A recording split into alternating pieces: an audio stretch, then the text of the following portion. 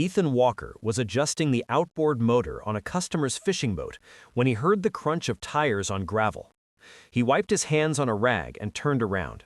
Three men in black security uniforms stood in his driveway, arms folded, staring at him like he was a criminal on his own land. The HOA logo on their badges gleamed in the afternoon sun. Ethan's stomach tightened. He wasn't part of the HOA. He never signed anything. His land sat outside their jurisdiction. Yet here they were, armed, uniformed, and smirking like they owned the place. Rick Dalton, the head of the HOA patrol, stepped forward and ordered Ethan to show HOA compliance forms. Ethan calmly replied that they had no legal authority here, but the patrol leader leaned in with a cold grin. "We'll be back, and next time, we're not asking." They walked to their SUV and drove off, but not before Ethan saw them take photos of his property, and that's when he knew this wasn't random. They were coming for him.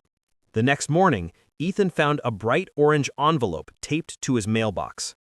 HOA violation, $2,500 fine. His jaw clenched. They wrote that his boat business violated HOA restrictions, despite the fact he was not, and never had been, a member. He marched the notice over to the HOA office, where Karen Matthews, the president, waited behind a polished oak desk with a smile that was all poison. She spoke with calm arrogance, informing him his business operations were damaging community property values. Ethan demanded to know what legal right she had to fine anyone outside the HOA boundaries. Karen simply raised her eyebrows and replied, "We enforce standards in the community, whether they like it or not." Ethan realized this woman didn't think she was running a neighborhood. She thought she was running her own private government. He walked out with one decision made. This wasn't going away peacefully. 2 nights later, Ethan heard crunching branches outside his workshop. He grabbed a flashlight and stepped out into the moonlit yard and froze. The HOA patrol was on his property again. But this time they were not just snooping. They were photographing inside his workshop windows, checking VIN numbers on boats and whispering like burglars. Ethan called out loudly, "You are trespassing! Leave now!" Instead of backing down, Rick Dalton placed a hand on his belt and smirked. "We have the right to inspect anything that affects our neighborhood." Ethan could feel the old military instincts rising, adrenaline, breathing flattening, hands steady. But this wasn't a battlefield, this was his home. He didn't start a fight, he simply said, "If you don't leave in 10 seconds, I'm calling the sheriff." The patrol backed off, but not before Rick warned, "Next time, we won't be alone." At sunrise, Ethan went into his gun safe, a calm, deliberate decision, not fear. He had never wanted to carry a weapon on his property. This was supposed to be a peaceful life after years of military service. But last night proved something. The HOA wasn't just harassing him, they were escalating. He loaded his 12-gauge shotgun, placed it beside the workbench, and called his wife Jenny at school to warn her. She didn't panic, but her voice trembled with anger. "They think they can run over everyone around here. Don't let them." Ethan decided he would not go looking for trouble, but if they forced their way onto his property again, he would defend his land like any lawful homeowner could. Hours later, as he tightened bolts on a speedboat engine, distant tires crunched down his driveway again. The patrol was coming back, and this time, Ethan was ready. The patrol SUV rolled to a stop just inches from Ethan's workshop door. Rick Dalton stepped out first, chin high, hands behind his belt like a man trying to play sheriff. Ethan stood in the doorway, shotgun in hand, but pointed safely downward, a warning, not a threat. Rick smirked and announced they were conducting a compliance inspection. Ethan spoke slowly, clearly, every word measured. "You are trespassing on private land. Leave." The patrol ignored him and spread out, taking photos of boats, equipment, and his property. Ethan felt the heat building in his chest, the invasion, the arrogance, the assumption that he was powerless. Rick finally turned and said, "Failure to cooperate will result in seizure of non-compliant equipment." Ethan stepped forward, voice low and steady. The only thing getting seized today is your vehicle when the sheriff arrests you." Rick laughed until blue and red lights flashed at the end of the driveway. Sheriff Mills stepped out of his cruiser with the slow, seasoned walk of a man who'd seen 50 years of rural nonsense and wasn't impressed by any of it. The HOA patrol immediately tried to talk over each other, pointing at Ethan and demanding his arrest. The sheriff held up one hand, a motion that silenced them better than a bullhorn. He asked one simple question: "Does this property fall under your HOA?" The patrol froze. The sheriff already knew the answer. County records clearly showed Ethan's 5 acres sat outside HOA jurisdiction. Sheriff Mills reminded them that stepping onto another person's land without permission while taking property photos was a criminal act. Rick's jaw clenched, but the sheriff only leaned closer and whispered, "You boys want to spend the weekend in county?" The patrol backed off and returned to their SUV. As they drove away, the sheriff turned to Ethan and said quietly, "They'll be back. People like that don't stop when they're wrong, only when they're beaten." The next day, Ethan received a certified letter, another fine, this time $15,000. The letter claimed that Ethan brandished a weapon against authorized HOA enforcement staff. Ethan stared at the paper, stunned. They were twisting the truth, creating a record designed to make him look dangerous. Worse, the letter threatened liens, legal action, and even forced removal of business equipment. Jenny read it and nearly slammed the kitchen table in half. Ethan breathed deeply. If they wanted to use paperwork as a weapon, then he would meet them on that battlefield. He spent the evening printing copies of property boundaries, sheriff reports, and trespassing laws.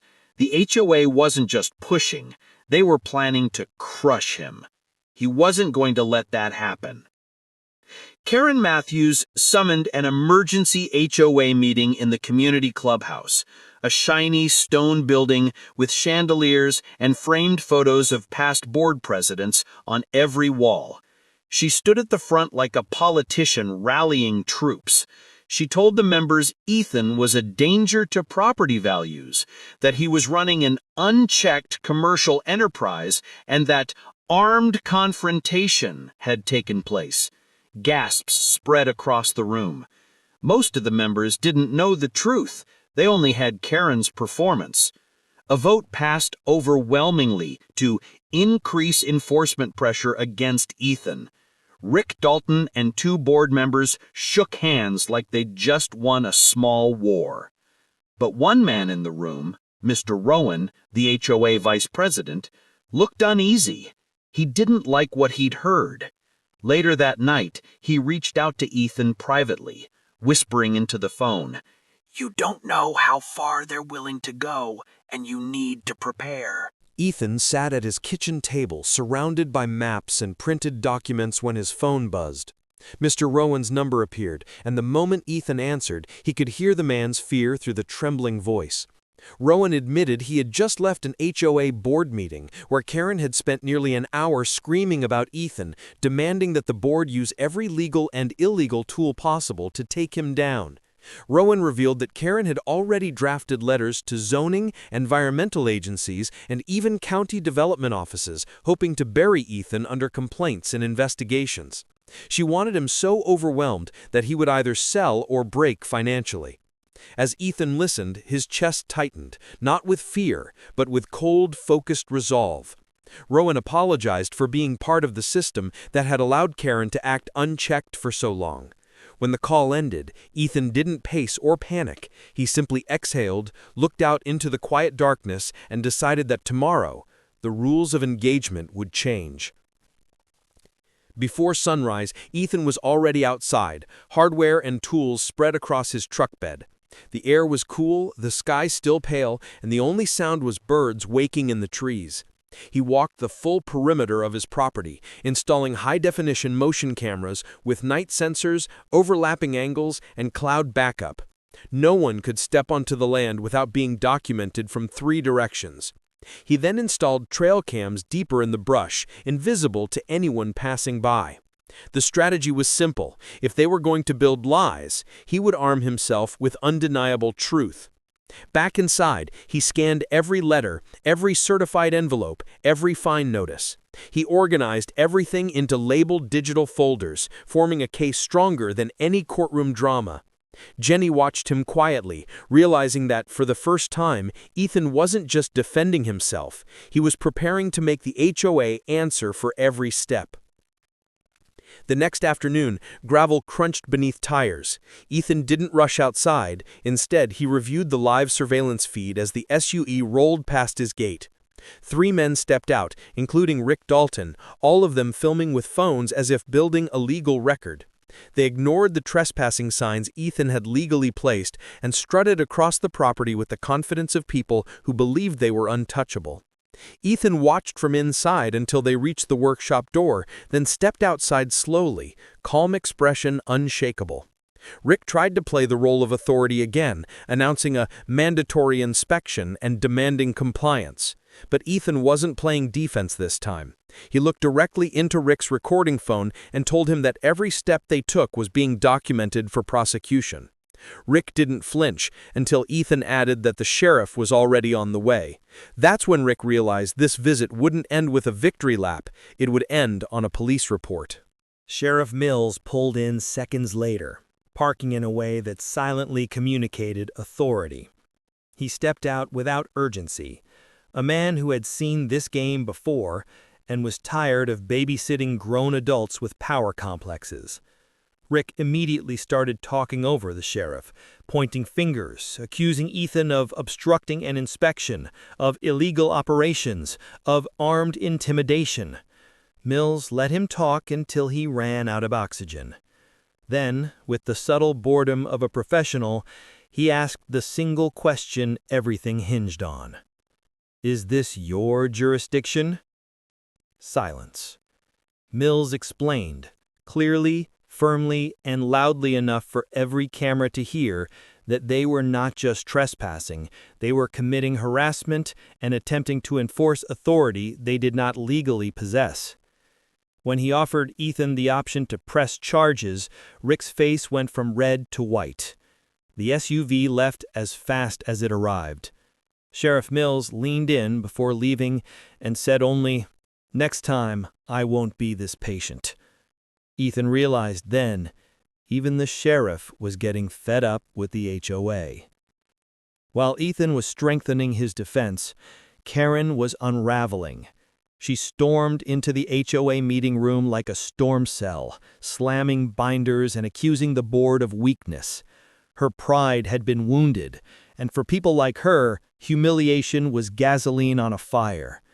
She claimed Ethan was a danger to the entire community, someone who must be shut down at any cost. When some board members tried to recommend caution, she silenced them with threats of replacing them. She authorized the largest emergency enforcement budget in years and ordered the board to hire outside compliance contractors, a polite term for private investigators and pressure operators. But the more she ranted, the more people in that room started to see something Ethan already understood. Karen didn't care about law or fairness. She cared about winning. And obsession always leads to mistakes. 2 days later, a white county vehicle rolled up Ethan's driveway. The zoning inspector stepped out, neutral and professional, but the exhaustion in his eyes said he'd already dealt with HOA complaints today. Maybe many. He walked the property with Ethan, clipboard filling with notes, and it didn't take long to see the truth. The land was in full compliance. The workshop was permitted. No environmental violation existed, not even a hint of one. Finally, Ethan handed him a folder containing video footage of HOA trespasses, maps showing jurisdiction boundaries, and the sheriff's incident report. The inspector's eyebrows went up. Without saying it outright, the man made it clear someone had weaponized government offices. Within 2 hours, the inspector filed a counter report that flagged the HOA for malicious filing and harassment. Karen had overplayed her hand, and now the county was looking directly back at her. News spreads faster in a neighborhood than anywhere else, especially when people love drama. Someone in the community leaked the video footage of the trespassing incident, and soon it was being shared across social media, local neighborhood pages, even text chains. The footage didn't show a dangerous homeowner. It showed armed HOA officers acting like a private police force outside their legal boundaries. Comments poured in. "This is abuse of power. He's not even in the HOA. Why are we paying dues for this nonsense?" Rick got confronted at the gas station. Board members started getting emails from angry residents. The HOA's echo chamber shattered, and Karen could feel control slipping from her fingers. She didn't lose battles gracefully, she doubled down. But doubling down now meant desperation, and desperate leaders make catastrophic choices.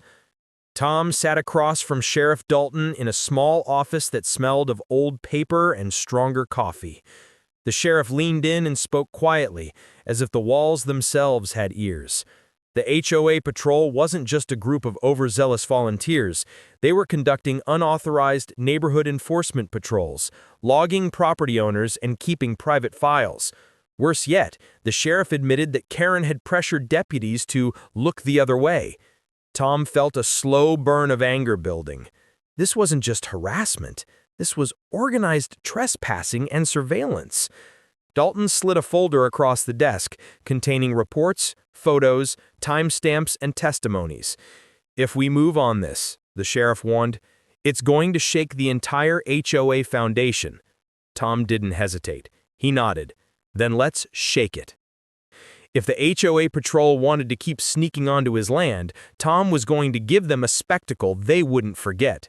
He installed motion lights, hidden cameras, and audio recording devices, all set to trigger the second anyone crossed the property line. Then, he deliberately left a large, obvious shipping crate on his property in plain view from the road, giving Karen's minions something irresistible to investigate.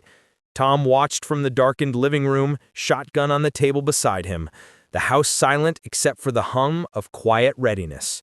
It was only a matter of time before the trap was sprung, and when it was, the footage would bury them. Just after sunset, not even 2 hours later, flashlights danced across Tom's fields like nervous fireflies. The patrol had returned, 3 of them, wearing matching HOA security shirts that made them look more like wannabe commandos than authority figures.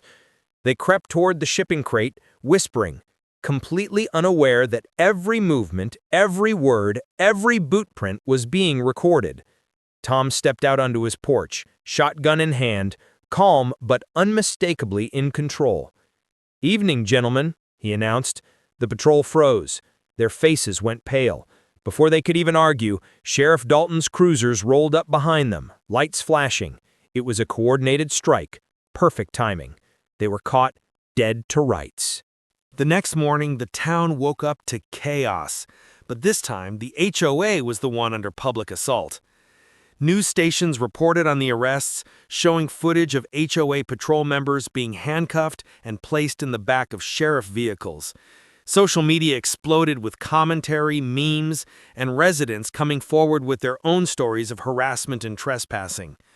Karen tried to hold an emergency HOA meeting, but members were demanding explanations she could no longer fake her way out of. Her reign was cracking. Tom watched the coverage with a sense of vindication. For the first time, the community was turning against her, not because he fought her, but because she exposed herself. Cornered, humiliated, and losing control, Karen resorted to the only tactic bullies have left when power slips: escalation. That evening, Tom received a letter. Not official, not legal, just a handwritten note taped to his gate. "This isn't over. You don't belong here." Tom slowly tore the note in half. Her tone wasn't threatening, it was desperate. He realized something new. Karen wasn't fighting for power anymore.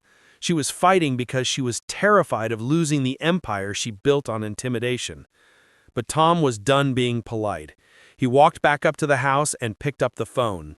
If Karen wanted a final showdown, she would get one. But this time, the battlefield would be the courtroom, and he had all the evidence.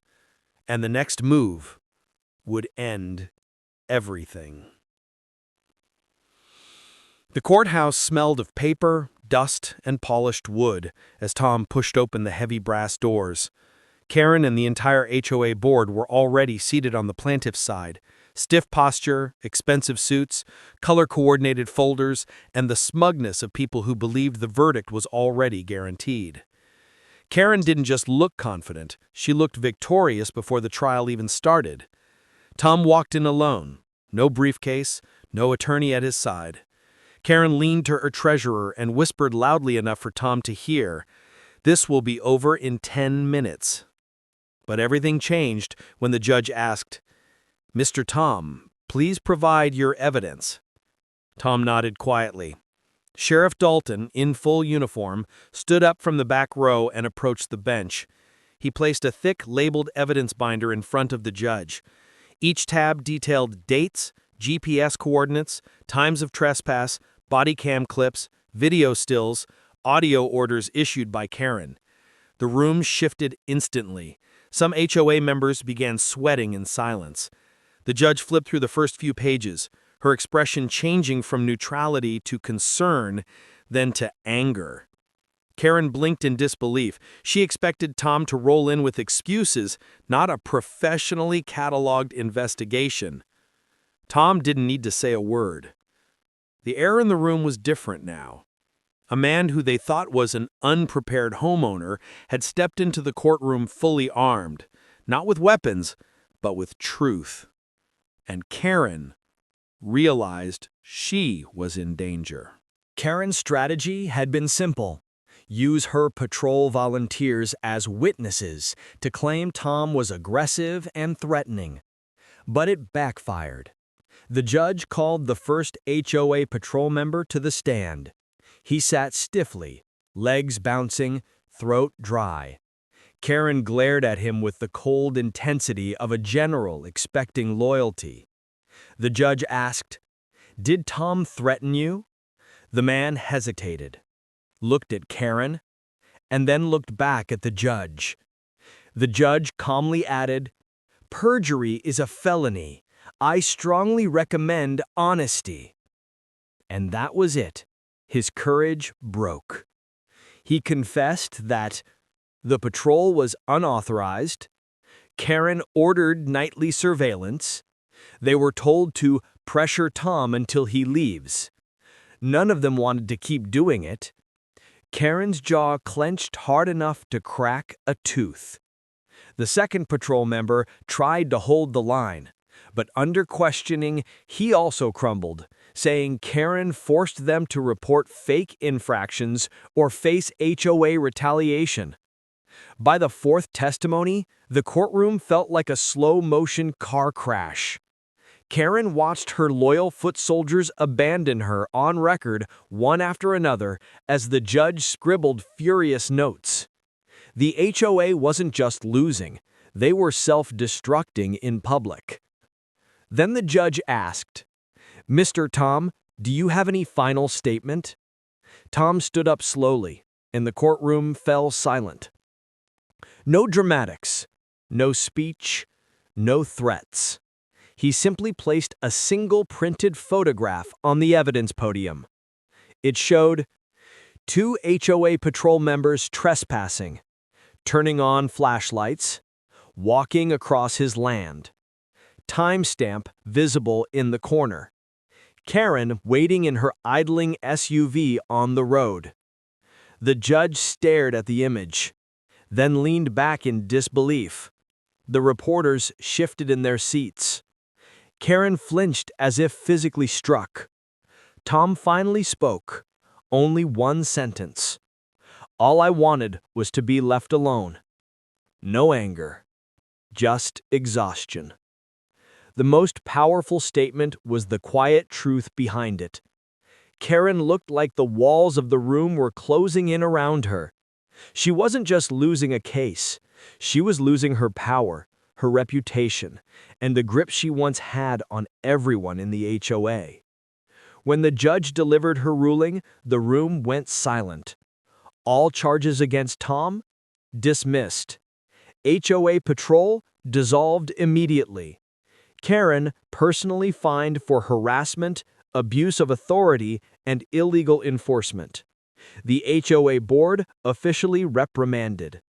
Karen ordered to apologize to Tom in writing and in public.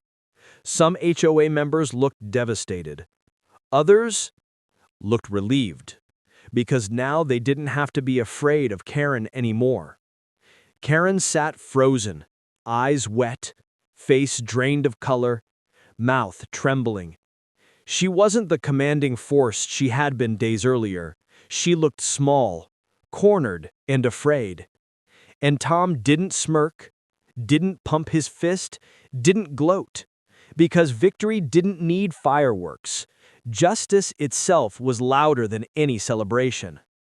Tom walked out of the courthouse into the bright afternoon sunlight. Cameras flashed, reporters surrounded him, and microphones were shoved in his face. Everyone expected a triumphant soundbite. Instead, Tom simply said, "I just wanted to live my life in peace." Sheriff Dalton walked up and shook Tom's hand firmly and said quietly, "If they ever bother you again, call me." The HOA board members hung back, ashamed to meet his eyes. Karen, still inside, remained seated, unable to stand. She knew her reign over the HOA was over, not because someone fought her with equal aggression, but because someone stood his ground with truth. Tom drove home along the long gravel road, windows down, wind blowing across the wide stretch of land he worked for years to own. He parked beside his porch, got out, and sat in his old rocking chair as the quiet breeze moved through the grass. Inside, his shotgun leaned against the wall. Not a weapon of war anymore, but a symbol. Some things are worth protecting. For the first time in months, Tom looked out at his land and felt nothing but calm. No patrol cars, no surveillance, no intrusions, just silence, ownership, and hard-earned freedom.